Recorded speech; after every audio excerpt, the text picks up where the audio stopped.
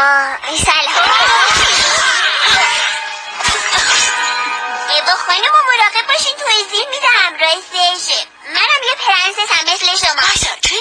آره، پرنسس وانلوپی وانشویتس، اهل سرزمین وانشویتس شوگرایش.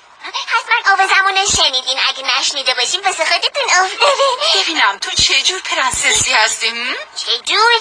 موی جادویی داری؟ نه. دستات جادویی؟ نه. حیوونا باهات حرف میزنن؟ نه. مسمومت کردن؟ نه. نفری شدی؟ دزدیدن کردن؟ نه، حالتون خوبه؟ میخواین زنگ بزنم؟ حتما با یه ساحره اعماق دریا معامله کردی، اونم صداتو گرفت و به جاش یه جفت پای آدمی زد بهت. نه خدای من، آخه کی همچین کاری میکنه؟ تو در به عشق واقعی تجربه کردی؟ ایوه، با بابات مشکل داری؟ من حتی مامانم ندارم. و اما حالا یه سوال $1,000,000. مردم خیال میکنن تموم شدن بدبختیات و مدیون وجود یه مرد قوی و چارشونی؟ آره،